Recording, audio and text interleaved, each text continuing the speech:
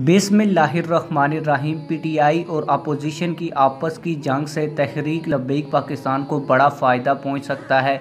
और जो तहरीक लब्बैक पाकिस्तान का मिशन और मकसद है कि दीन को तख्त पे लाना है और निज़ाम मुस्तफ़ा सल्लल्लाहु अलैहि वसल्लम को मुल्क पाकिस्तान में राइज करना है, तो तहरीक लब्बैक पाकिस्तान के लिए एक शानदार मौका आ चुका है। वैसे ये मौका 2023 में मिलना था, लेकिन अपोजिशन और पीटीआई की आपस की जंग की वजह से असम्बलियाँ तहलील हो चुकी हैं और अब आइन के मुताबिक 90 दिन के अंदर इलेक्शन कमीशन ऑफ पाकिस्तान को दोबारा इलेक्शन करवाने हैं।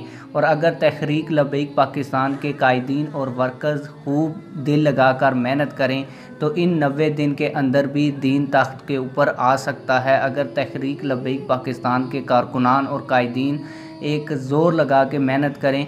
और यहाँ पे आप लोगों को ये भी बताता चलूँ कि ये बड़ा पीक टाइम है, इसमें लोग समझ चुके हैं जो अपोजिशन जमातें हैं और हुकूमती जमात पीटीआई है, ये सिर्फ़ अपने इक़्तिदार के लिए आपस में लड़ रहे हैं। और इस समय तहरीक लब्बैक पाकिस्तान मेहनत करके निज़ाम मुस्तफ़ा सल्लल्लाहु अलैहि वसल्लम मुल्क पाकिस्तान में नाफज कर सकती है। आप लोगों की इस हवाले से क्या राय है? कमेंट सेक्शन में अपनी राय का ज़रूर इजहार करें। मिलते हैं किसी और वीडियो में। अल्लाह हाफिज़।